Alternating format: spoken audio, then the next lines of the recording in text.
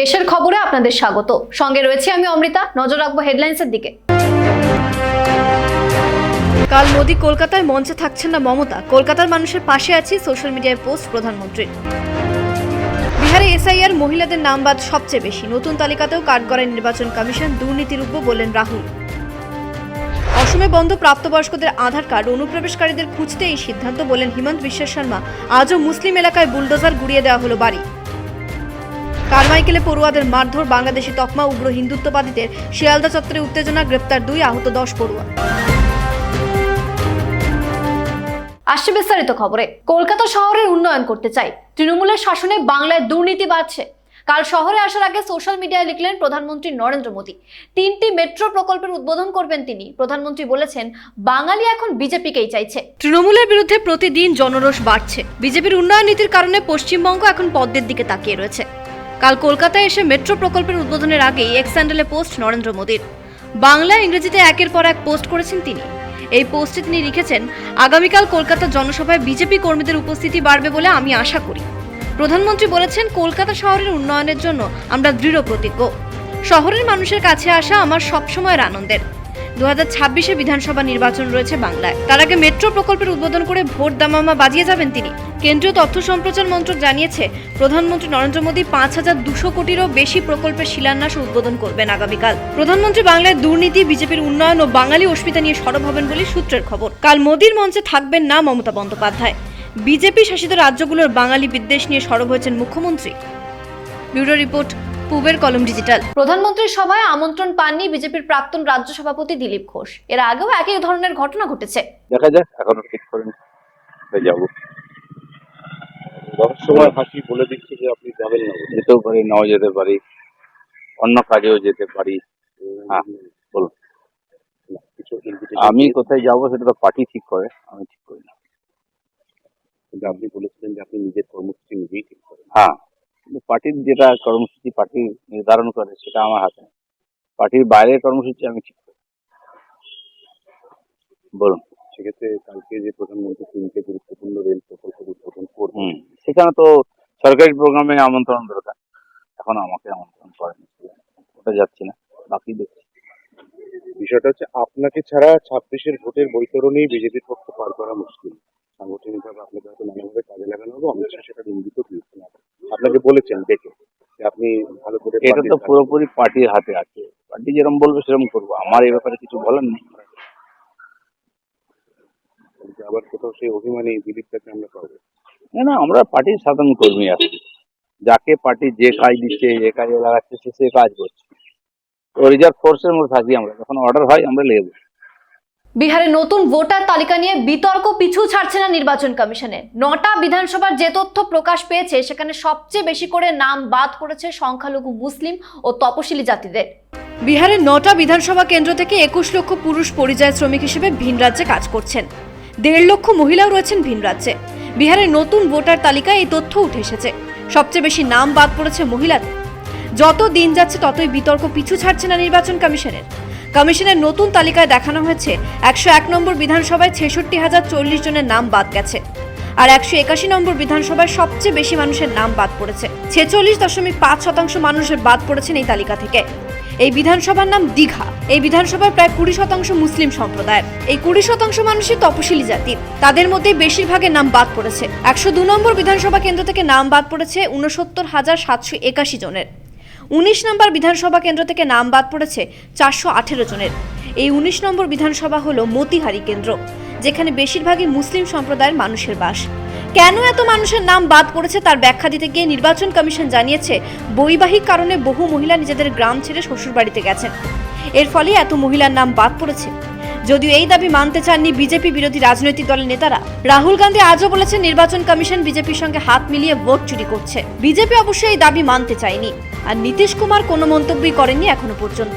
Bureau report, পূবের কলম digital. 18 বছরের বেশি বয়সীদের আধার কার্ড করতে দেওয়া হবে না। কারা অনুপ্রবেশকারী তা চিহ্নিত করা হবে বললেন অসমের মুখ্যমন্ত্রী হিমন্ত বিশ্ব শর্মা। তার নির্দেশে আজও মুসলিমদের বাড়ি ভাঙার প্রক্রিয়া অব্যাহত রয়েছে বিভিন্ন জেলায়। 18 বছর বয়সের পর যারা আধার কার্ড করছেন তাদের আবেদন বাতিল করা হবে বললেন অসমের মুখ্যমন্ত্রী হিমন্ত বিশ্ব শর্মা।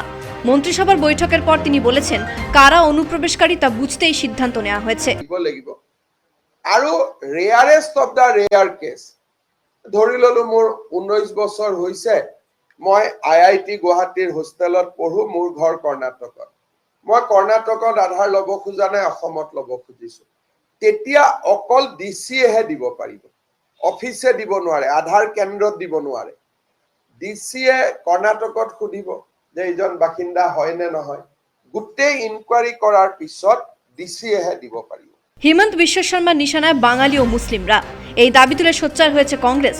কংগ্রেসের তরফে বলা হয়েছে অসম বিধানসভা নির্বাচনের আগে আধার কার্ড দেখিয়ে যাতে ভোটার তালিকায় নাম তুলতে না পারেন অনেকেই, সেজন্য এই প্রচেষ্টা। অসমের মুখ্যমন্ত্রী গত কয়েকদিন ধরে নিশানা করছেন মুসলিম ও বাঙালিদেরকেই। আজও তিনি বলেছেন অসমে 1.29 লক্ষ হেক্টর জমি উদ্ধার করা হয়েছে বেআইনি দখলদারদের কাছ থেকে। তার এই মন্তব্যের পর অসমের বিভিন্ন এলাকায় মুসলিমদের বাড়ি জেসিবি দিয়ে গুড়িয়ে দেওয়া হয়েছে। প্রবল প্রতিরোধ হয় বিভিন্ন জেলায়, তবুও শেষ রক্ষা হয়নি। মুসলিম সম্প্রদায়ের বহু মানুষকে গ্রেপ্তার করা হয়েছে। ব্যুরো রিপোর্ট, পূবের কলম ডিজিটাল। জিএসটি নতুন ধাপ নিয়ে বৈঠক হলো দিল্লিতে। সম্ভবত 5 ও 18% জিএসটি হচ্ছে, 12 ও 28% জিএসটি তুলে দেওয়া হবে। প্রথমত এটা বিলম্বিত বোধোদয়, অনেক দেরিতে হলেও খেলার নাম বাবাজি বুঝেছে যে না ভাই মানলে বড় অসুবিধা হতে পারে, ভোট বড় বালাই। মানুষকে ভালোবেসে তো এমন কিছু বোঝেনি, তাহলে তো আগেই বুঝতেন। আমরা মমতা বন্দ্যোপাধ্যায়ের কাছে কৃতজ্ঞ যে সবসময় প্রো পিপল এজেন্ডায় অ্যান্টি পিপল ওয়ালাদেরকেও, ট্রেজারি বেঞ্চদেরকেও অনেক সময় বাধ্য করেন স্ট্যান্ড নিতে শেষ পর্যন্ত। বাংলাদেশি তকমা দিয়ে বেধড়ক মারধর করা হলো কারমাইকেল হোস্টেলের কয়েকজন পড়ুয়াকে। শিয়ালদা চত্বরে কয়েকজন উগ্র হিন্দুত্ববাদী হামলা চালায় বলে অভিযোগ। বাংলায় কথা বলার জন্য বাংলাদেশি সন্দেহে বেধড়ক মারধর করা হলো শিয়ালদার কারমাইকেল হোস্টেলের বেশ কয়েকজন ছাত্রকে। এমনকি রোহিঙ্গা তকমা দেওয়া হয়েছে তাদের, বাংলা থেকে বের করে দেওয়ার হুমকিও দেওয়া হয়েছে। মোল্লা সহ একাধিক অশ্লীল মন্তব্য করা হয়েছে মুসলিম পড়ুয়াদের লক্ষ্য করে। কারমাইকেল হোস্টেলে রাজ্যের বিভিন্ন জেলার মেধাবী পড়ুয়ারা থাকেন। এই ঘটনায় বেশ কয়েকজন ছাত্র হাসপাতালে ভর্তি হয়েছেন। তাদের মধ্যে দুজনের অবস্থা আশঙ্কাজনক বলে জানিয়েছেন হোস্টেলের আবাসিকরাই। বুধবার রাতে হোস্টেলের পাশের বাজারে মোবাইলের কভার কিনতে গিয়েছিলেন আবাসিকরা। তখন তারা বাংলায় কথা বলছিলেন। কভার পছন্দ হয়নি তাদের, তারপরই তাদের লক্ষ্য করে অশ্লীল মন্তব্য করা হতে থাকে। প্রতিবাদ করতেই পড়ুয়াদের ব্যাট, হকি স্টিক দিয়ে মারধর করতে থাকেন ব্যবসায়ীদের কয়েকজন। এমনকি ছুরি দিয়ে আঘাত করে খুনের চেষ্টাও করা হয় বলে অভিযোগ। কৃষ্ণ নামের এক উগ্র হিন্দুত্ববাদী ব্যবসায়ী পড়ুয়াদের লক্ষ্য করে প্রথমে অশ্লীল মন্তব্য করতে থাকে, তারপর ধর্ম জাতি তুলে গালমন্দ করে। খবর পেয়ে কারমাইকেল হোস্টেল থেকে ছুটে আসে আরো কয়েকজন পড়ুয়া, তাদেরও মারধর করে উগ্র হিন্দুত্ববাদীরা। আবাসিকরা জানিয়েছেন শিয়ালদার এই চত্বরে ইদানিং উগ্র হিন্দুত্ববাদীদের প্রভাব বেড়েছে। মুচিপাড়া থানায় অভিযোগ জানিয়েছেন আবাসিকরা। কলকাতা বিশ্ববিদ্যালয়ের কাছে নিরাপত্তার দাবি তুলেছেন তারা। শেখ এরশাদের রিপোর্ট, পূবের কলম ডিজিটাল। জামিন পেলেন নওশাদ সিদ্দিকী। ব্যাংশাল আদালত থেকে জামিন পাওয়ার পর তিনি বলেন ওয়াকফ আইনের বিরোধিতা আর পরিযায়ী শ্রমিকদের উপর আক্রমণের বিরুদ্ধে তার আন্দোলন চলবে। জামিন পেলেন আইএসএফ বিধায়ক নওশাদ সিদ্দিকী। ব্যক্তিগত 500 টাকার বন্ডে তাকে জামিন দেয় ব্যাংশাল আদালত। সারা রাত জোড়াসাঁকো থানায় ছিলেন তিনি। বিচারক প্রথমে 500 টাকার ব্যক্তিগত বন্ডে জামিন দিলেও পরে সেই বন্ড মুকুব করে দেওয়া হয়।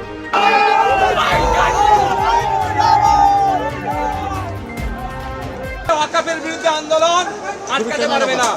ফেক এসটিএসসি সার্টিফিকেট বাতিল করতে হবে। এসআইআর নিয়ে নাগরিক হয়রানি বন্ধ করতে হবে। পরিযায়ী শ্রমিকদের উপরে ওবিসি নিয়ে নাটক মানবো না।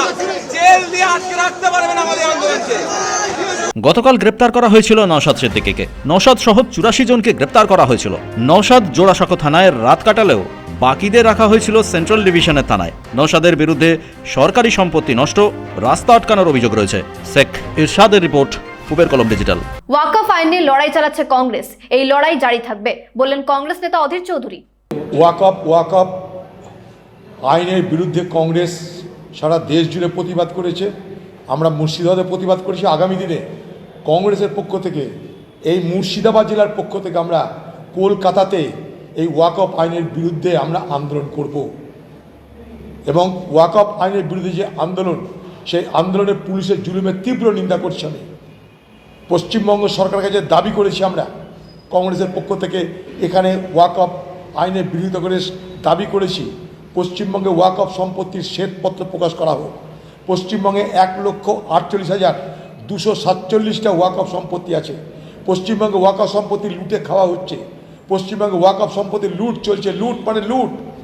সারা পশ্চিমবঙ্গে হাজার হাজার কোটি টাকার ওয়াকফ সম্পত্তি আছে, তার কোনো হিসাব নাই, সেগুলো বেওয়ারি বেসরকারি হাতে চলে যাচ্ছে।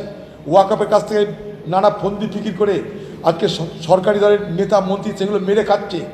তাই আমরা কংগ্রেস দলের পক্ষ থেকে দাবি করেছিলাম যে পশ্চিমবঙ্গে ওয়াকফ সম্পত্তি কত আছে তার শ্বেতপত্র প্রকাশ করা হোক, সেখানে রোজগার কত তা প্রকাশ করা হোক, সেই রোজগার বাড়ানো যায় কী করে তার জন্য আলোচনা করা হোক। কারণ সাজার কমিটি রিপোর্টে বলা হয়েছিল যে ভারতবর্ষে যে ওয়াকফ সম্পত্তি আছে সেগুলোর আন্ডার ইউটিলাইজেশন হয়, অর্থাৎ যা তার মূল্য চাপ সেখানে ব্যবহার্য হয় না, ফলে রোজগার নাই। আজকে টালিগঞ্জ যেখানে শিল্প সিনেমা হয় সেটা কিন্তু ওয়াকফ সম্পত্তি, ক্যালকাটা রয়্যাল গল্ফ ক্লাব ওয়াকফ সম্পত্তি। দেশের খবর এখন এই পর্যন্তই। নজর রাখুন পূবের কলম ডিজিটালে।